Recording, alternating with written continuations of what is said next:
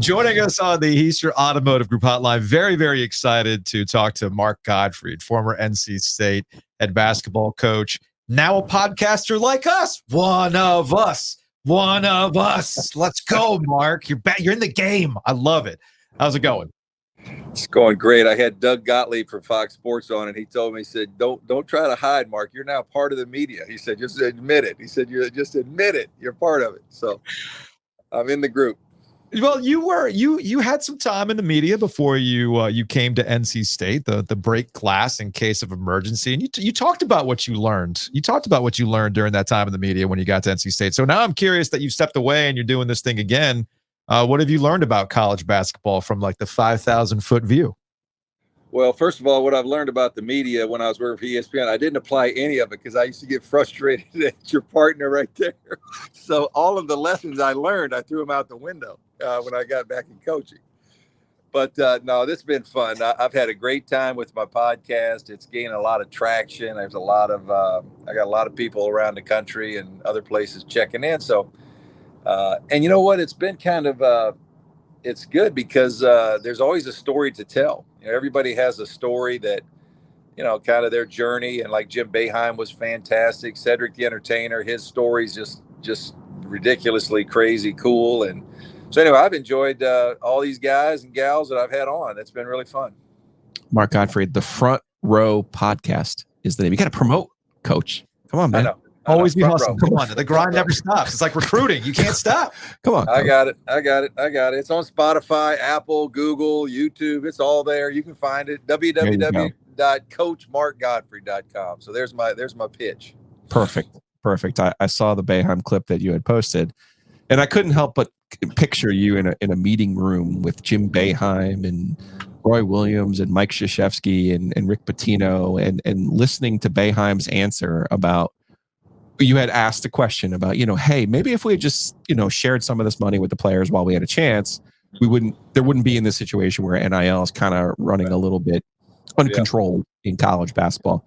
I thought his answer was illuminating, and I could also see you potentially rolling your eyes or thinking back to being in one of these meetings with these older coaches and thinking, guys, what is this backwards thinking? What are we doing? Like Jim Boeheim's out here in retirement telling us about meal money. Like, right. Come on, man.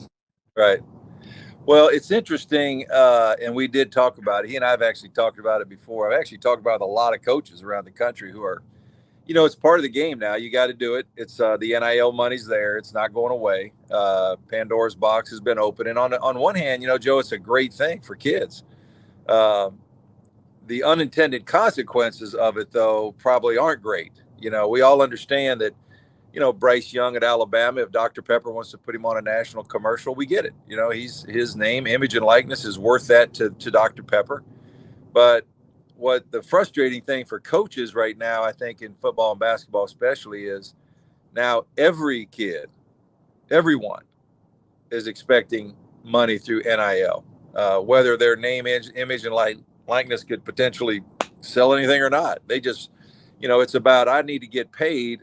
And at the same time, then the NCAA added in the portal. And so the combination of the two together make it a little bit of the wild, wild west. It's a little chaotic, I think, right now. Until they put some guardrails up, it'll be interesting. Is there a part of you that says you would have excelled in this world? Probably. Yeah. And I think that here's what's happening. Younger coaches, the older coaches are struggling. A lot of older guys are struggling. They can see the way it was 30 years ago and 40 years ago and kind of that pureness of college athletics. I think the younger generation, they're rolling right through it. They're good. And the key now is going to be to watch and see what kind of, like I mentioned the word guardrails, what kind of comes up that kind of keeps it in check. In other words, think about this. Think in the NBA or NFL, you sign a pro contract. Let's say you get a 3-year contract. It's for $10 million and it's whatever per year. And you're bound to that contract. That's part of the contract. And the whole world knows the contract. We all know it. We all know the number. What's happening with NIL right now is there's really no, it's kind of, it can change. In other words, you could have a player walk in your office, or maybe their coach or uncle or parent or somebody says, hey, we're looking for some NIL money, and the NIL, like the collective or whatever it may be, they might come up with some money and say, okay, for these 5 speaking engagements you get $100,000 or something. Well, that guy can change his mind mid-year and say, I want more. I need more money. I'm going to transfer. I'm going to portal because somebody else offered me more. So even though it's a good thing, I like the fact that kids can do that. I think we got it at some point. College athletics, you have to have some guardrails and some regulations to it. Otherwise, I think it just is just a mess. Mark Gottfried hanging out with us on the Heaster Automotive Group Hotline. Okay, I think you're far enough removed now that we don't have to bullshit anymore when it comes to this stuff. And you talk about guardrails, but what were the guardrails before? You hang around college basketball long enough, you hear about, oh, well, this guy got X to play here, or they took care of the parent. Look, I mean, we can be honest about what happened at NC State while you were there. So why even bother with guardrails at this point? Well, I mean, what's the issue? I think when obviously the NCAA, there's rules and there's punishment for rules, and I've been punished, and that's all out. Everything's legal now. I understand, but I think what happens is, even in a professional setting when guys can make money, you still have a contract that's binding of some sort. I don't think there's anything that's binding right now, and so I just think in the long run that I don't know that that's healthy. That's just maybe the way I'd say it. I like the fact that kids have a chance to make money. I do. I think it's a good thing. I'm all for it 100%. I don't like what it's doing to programs with the fact that, in other words, if I was recruiting you two guys and all of a sudden Joe says, hey, I got this NIL deal and they're going to get me $200,000. Well, shit, it may be true, may not be true. Hell, it might give you $2,000. Hell, but he just said 200. He's going to up the ante. Now, if you're on the other side, if I'm the parent of a recruit or the coach or whomever, well, I'm going to play this bad boy up all I can, and I'm going to float all kind of numbers out there that's been offered, because all that does is just raises the game. So there's no transparency right now, which is, I think, not good. And but I think if they can figure out how to do that, I think all this becomes a pretty feasible and good thing to do.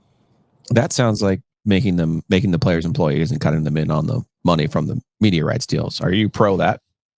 Here's the deal on that. And Jim Boeheim and I talked about this, and I've talked about it with Jay Wright and some other guys, and Jay Billis. I had him on the other day. His episode will be released here about 2 weeks, but Jay was really good, Jay Billis. But, if you think about it, Joe, you go back, and I was in all of the meetings at the NABC board, our Coaches Association board of directors. I was on the board, I think, for 10 years.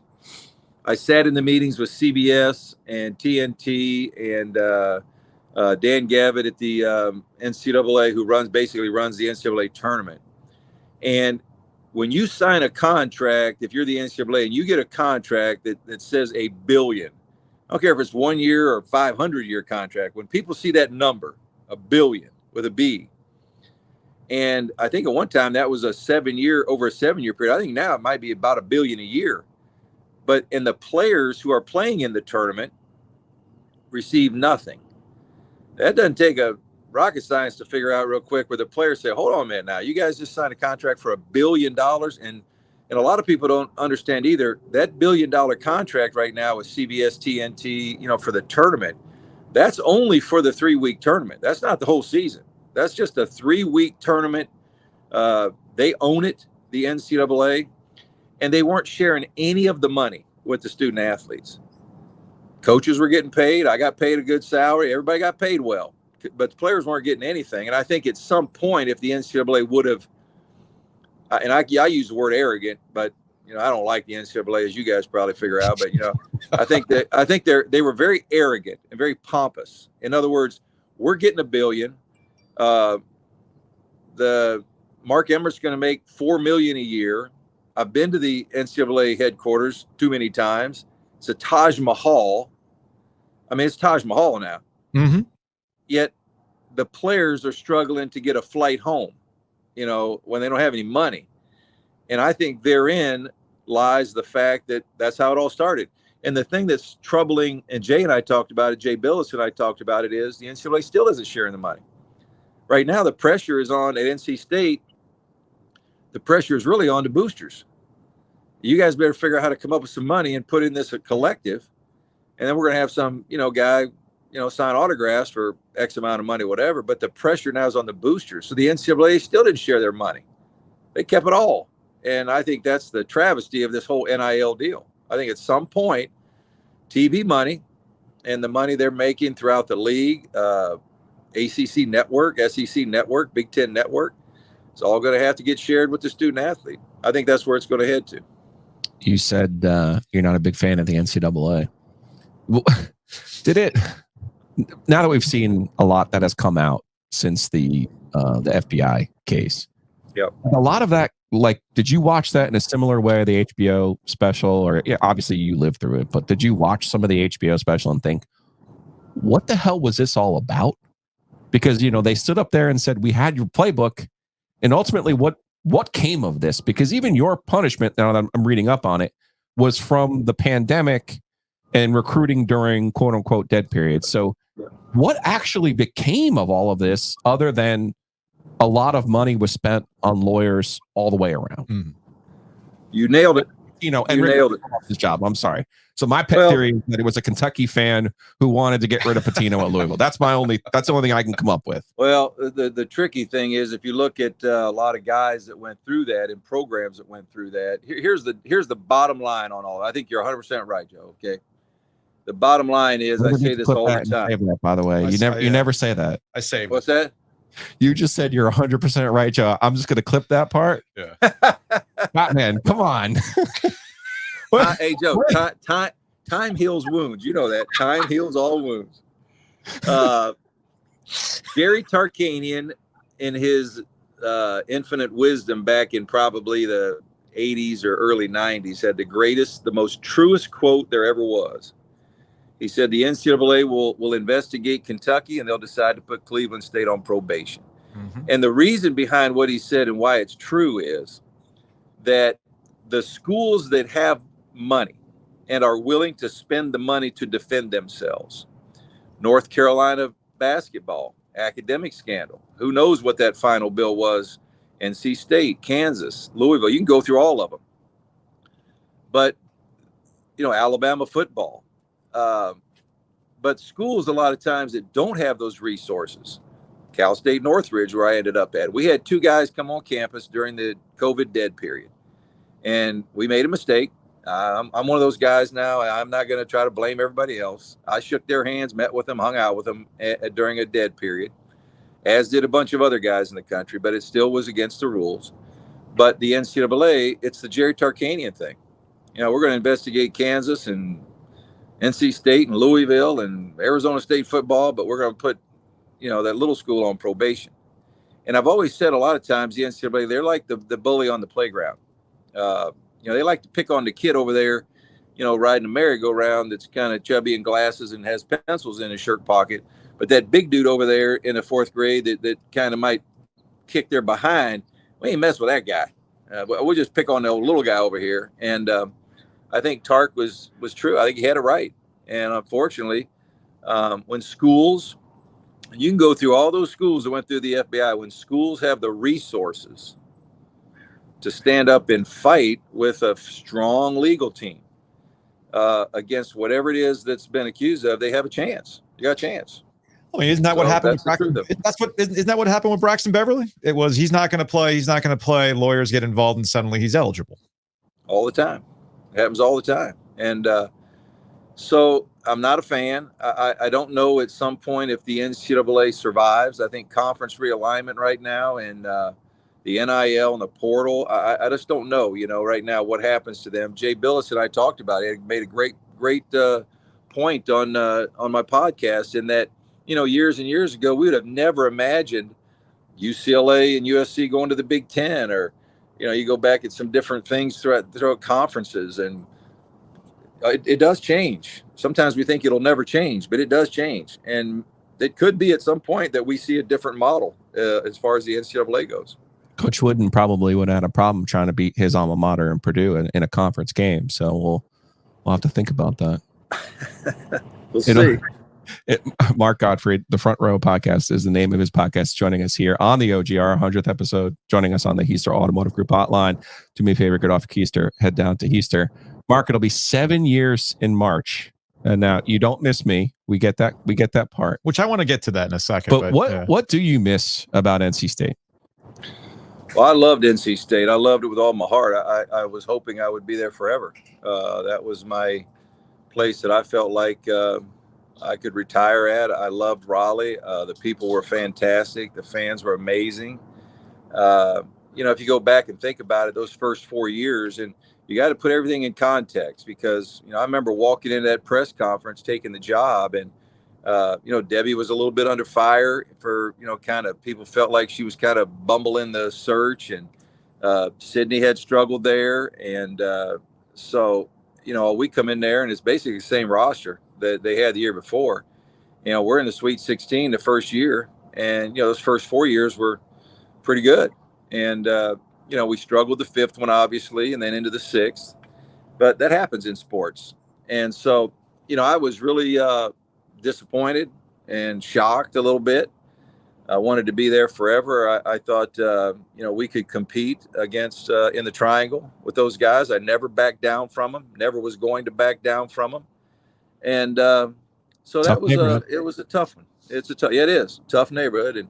But anyway, I loved it, and it didn't work out. But at the same time, I look back at it, I'm not one of these guys that walks around every day pouting and moping and, woe is me, life sucks kind of guy. I look back and I say it was a unbelievable experience. It was phenomenal. I have great memories. I stay in touch with most all those guys, the players. They were fantastic for me. And so anyway, overall, it was a great experience. Now that you have some room to, you look back at the year with Dennis and obviously everything that happened there, but what memories do you have of that year with him, Smith? Well, it was a tough year. I really love Dennis, still do. He and I stay in touch pretty regularly. And, people have to remember, too, he was a freshman.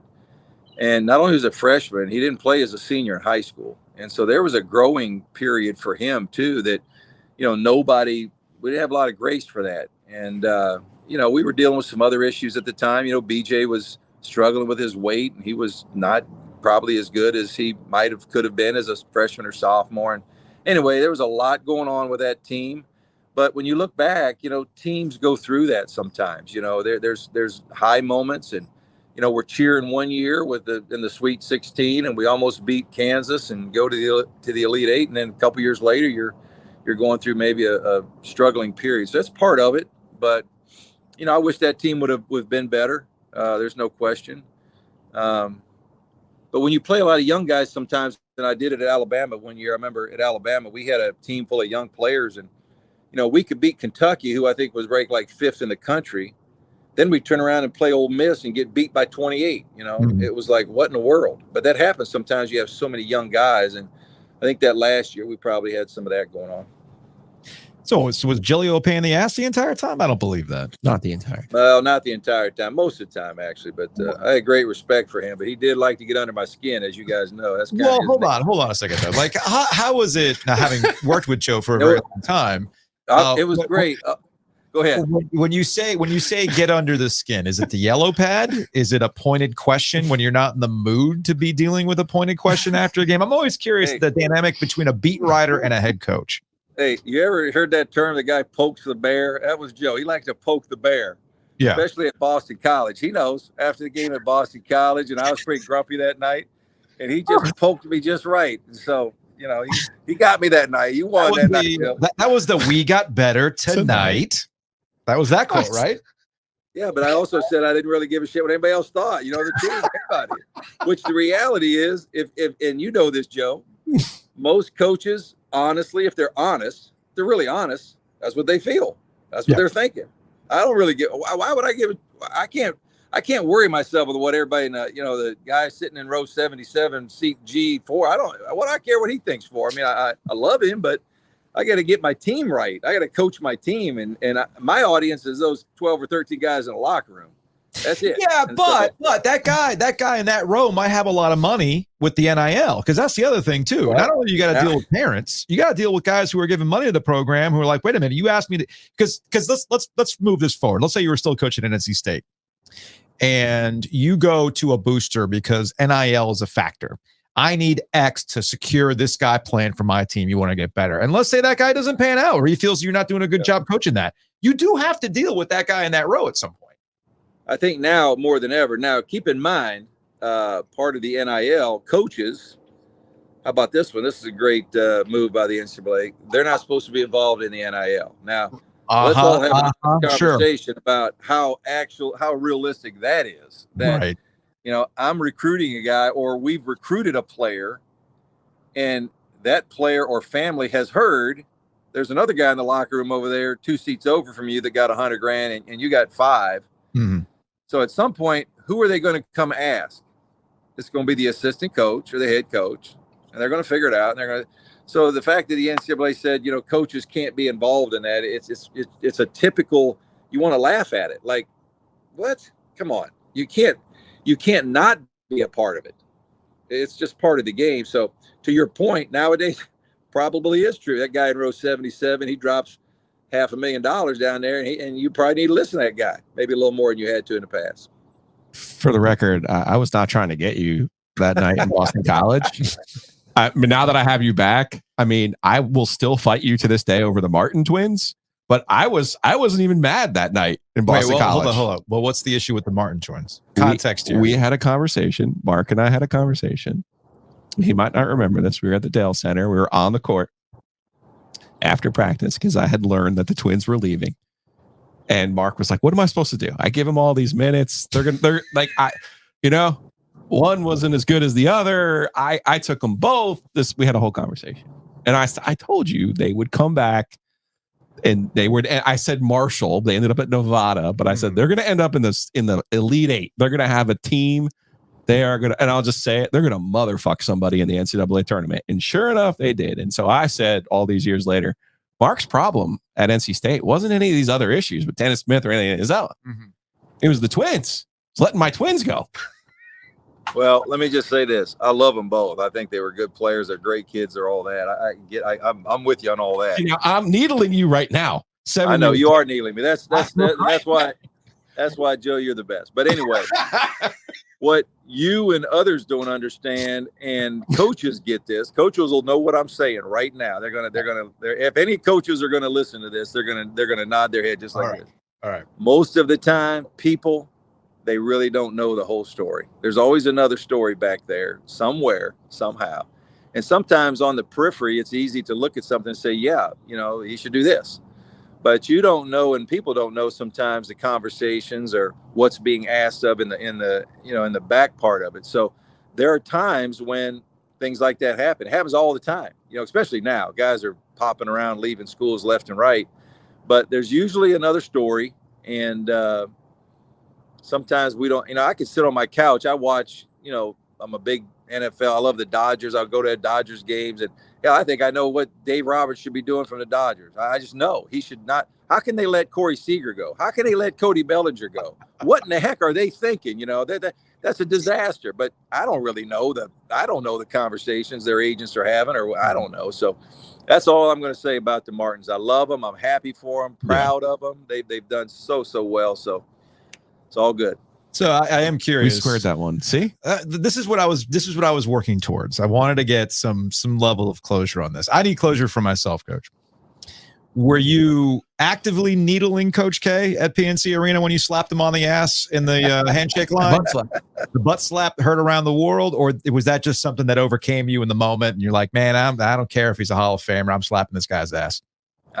It was just in the moment. That was not a planned thing, and I was excited we won and beat them, obviously. I liked beating Duke, by the way. That was a lot of fun. And beating Carolina was a lot of fun, too. And so, no, that just happened that night. That was a great night, and I know it went viral. People had the video of it, and, you know, so just one of those things that happen, you know.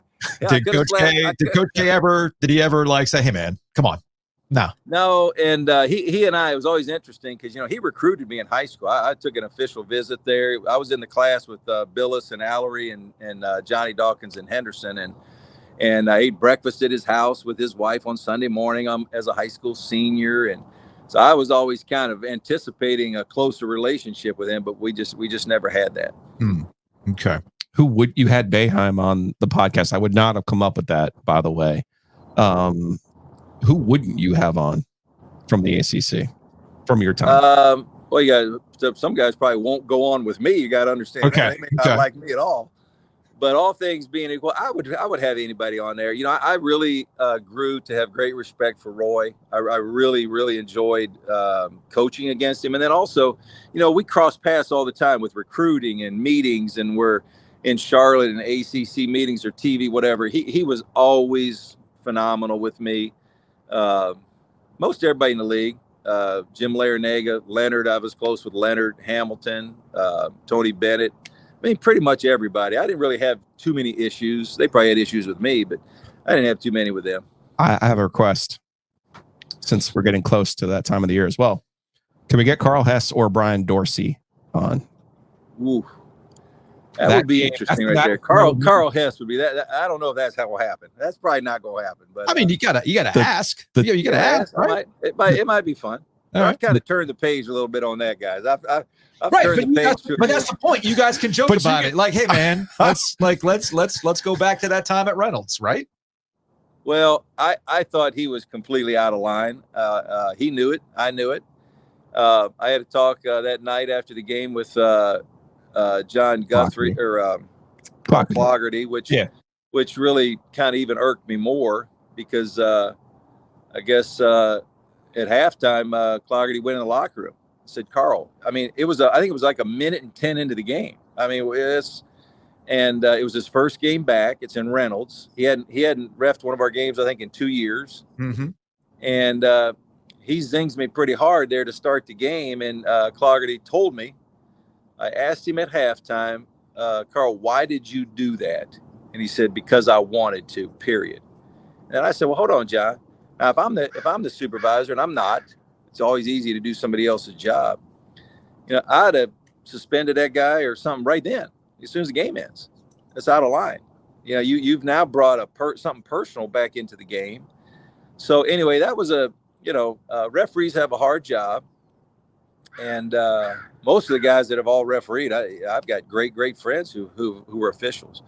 But we got crosshaired, he and I, and that night was a tough one. That was tough.